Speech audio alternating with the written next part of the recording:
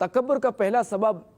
علم ہے کہ بعض اوقات انسان علم کی کثرت کی وجہ سے بھی تکبر کی آفت میں مبتلا ہو جاتا ہے۔ اس کا علاج یہ ہے کہ بندہ معلم الملکوت کے منصب تک پہنچنے والے شیطان کے انجام کو یاد رکھے، کیونکہ شیطان معلم الملکوت تھا، یعنی فرشتوں کا استاد تھا، فرشتوں کو پڑھاتا تھا، کہ اس نے تکبر کرتے ہوئے اپنے آپ کو حضرت سیدنا آدم صفی اللہ علیہ نبینا علیہ الصلوۃ والسلام سے افضل قرار دیا تھا، مگر اسے اس تکبر کے نتیجے میں قیامت تک ذلت و رسوائی ملی اور وہ جہنم کا حقدار ٹھہرا۔ تو کہیں یہ تکبر ہمیں بھی تباہ و برباد نہ کر دے۔ تکبر کا دوسرا سبب عبادت و ریاضت ہے کہ بعض اوقات بندہ کثیر عبادت اور ریاضت کے سبب اس مرض میں مبتلا ہو جاتا ہے، اور اس کا علاج یہ ہے کہ بندہ سوچے کہ میں اگر بہت زیادہ عبادت کرتا ہوں تو اس میں میرا کیا کمال ہے، یہ تو اس رب کریم کا کرم ہے۔ نیز عبادت تو وہی فائدے مند ہوگی جس میں نیت اچھی ہو، نیت درست ہو اور تمام شرائط پائی جاتی ہوں، اور بندہ اپنے آپ کو یوں ڈرائے کہ کیا خبر یہ عبادت جس پر میں گھمنڈ کر رہا ہوں وہ میرے اس تکبر کے سبب اللہ تبارک و تعالی کی بارگاہ میں مقبول ہونے کے بجائے مردود ہو جائے اور جنت میں داخلے کے بجائے جہنم میں داخلے کا سبب بن جائے۔ تکبر کا تیسرا سبب مال و دولت ہے کہ جس کے پاس کار، بنگلہ، بینک بیلنس اور کام کاج کے لیے نوکر چاکر ہوں وہ بھی بسا اوقات تکبر میں مبتلا ہو جاتا ہے، اور اس کا علاج یہ ہے کہ بندہ اس بات کا یقین رکھے کہ ایک دن ایسا آئے گا کہ اسے یہ سب کچھ یہیں چھوڑ کر خالی ہاتھ دنیا سے جانا پڑے گا۔ کفن میں تھیلی ہوتی ہے نہ قبر میں تجوری، پھر یہ کہ قبر کو نیکیوں کا نور روشن کرے گا نہ کہ سونے چاندی اور مال و دولت کی چمک دمک۔ لہٰذا اس فانی اور ساتھ چھوڑ جانے والی شے کی وجہ سے تکبر میں مبتلا ہو کر اپنے پیارے پیارے رب عز و جل کو کیوں ناراض کیا جائے۔ تکبر کا چوتھا سبب حسب نسب ہے کہ بندہ بعض اوقات اپنے آبا و اجداد کے بل بوتے پر اکڑتا اور دوسروں کو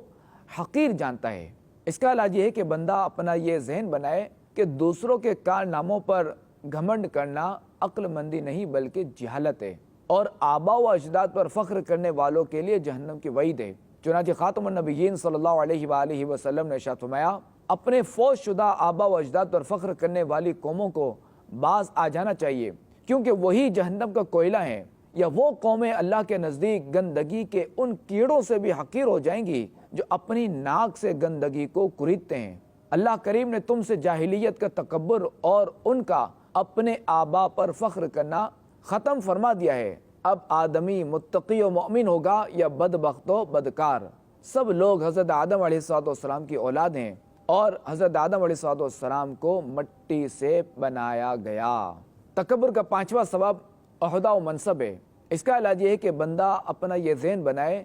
کہ فانی پر فخر نادانی ہے، کیونکہ عزت و منصب کب تک ساتھ دیں گے۔ جس منصب کے بل بوتے پر آج اکڑتے ہیں کل کو چھن گیا تو انہی لوگوں سے منہ چھپانا پڑے گا جن سے آج تحقیر آمیز سلوک کرتے ہیں۔ آج جن لوگوں پر چیخ چیخ کر چلاتے ہیں ہو سکتا ہے کل ان سے ہی کوئی ایسا کام پڑ جائے جو ہمارے تکبر کو خاک میں ملا دے۔ اس لیے کیسا ہی منصب یا عہدہ مل جائے پر اپنی اوقات نہیں بھولنی چاہیے۔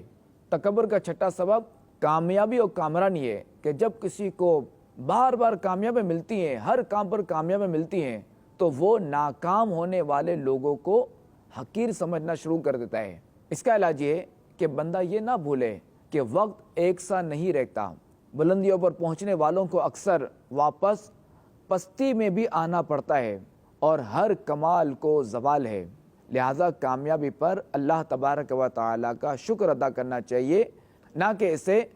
اپنا کمال تصور کرتے ہوئے دوسروں کو حقارت کی نظر سے دیکھیں۔ بندہ یہ بھی ذہن بنائے کہ جس سے میں کامیابی سمجھ رہا ہوں وہ فقط دنیا کی کامیابی ہے جو ایک نہ ایک دن ختم ہو جائے گی، اور اصل کامیابی تو یہ ہے کہ میں اس دنیا سے ایمان سلامت لے کر جاؤں۔